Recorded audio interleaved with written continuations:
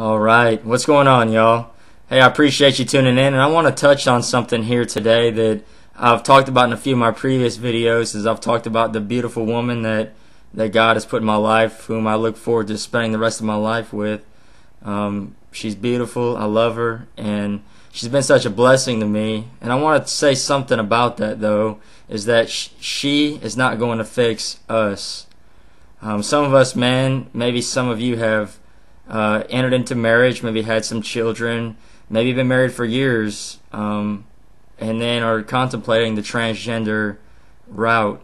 Others have entered into professions which are traditionally masculine, maybe joining the military, construction, working on cars, doing something that's going to offer some validity to an identity and manhood that is somehow insecure. And so the answer is never outside of us. We cannot go looking to the woman or to a job or profession or anything, money, athletics. We can't look outside of ourselves for an answer to a question that God can only answer for us. And so if I enter into this marriage a broken man with problems and insecurities, I'm just going to be a married man with those same problems. So she's not the answer, but she very much is a part of the answer, at least in my case. And I do believe that there's something about a woman that is, it draws out something that's already within us as men.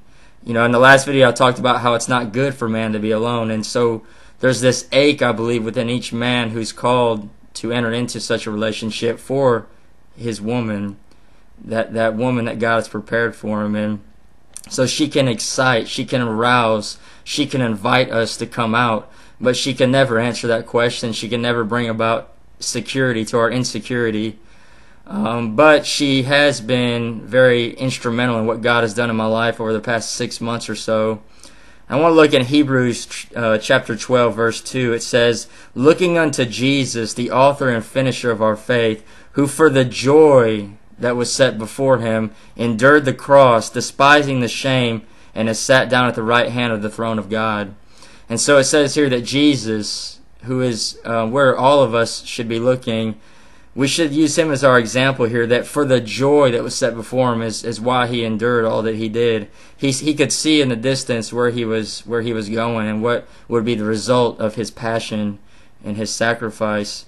And so as I've endured a season of warfare, battle, conflict, inner turmoil, and external opposition, I've looked off and seen the future between me and my bride-to-be, and I've seen my part in her life, that if I'm not who I am called to be, it's going to affect her, and her becoming all that she's intended to be by God is in some way related to my victory in this battle that I've been kind of documenting here on this channel.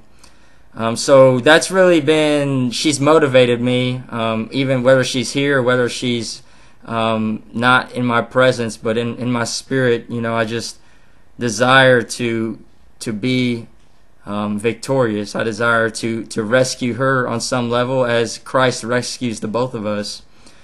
And in those moments of intense conflict and trial and tribulation, I can go that extra mile, where before, maybe a year or two ago, when she wasn't in the picture, I kind of just was praying, God, I really would like a woman that shares my vision for life, that desires to follow you with all that she is. But she hadn't materialized yet. It was often tempting to just kind of give up and to become discouraged in those moments where it really required an extra, a more valiant showing in a battle. But now that she is very much a part of my life, she has been a big part of me walking in victory. And so I don't want to encourage men out there to go looking for a relationship if ultimately the scripture says that seek ye first the kingdom of God and his righteousness, and all other things will be added unto you.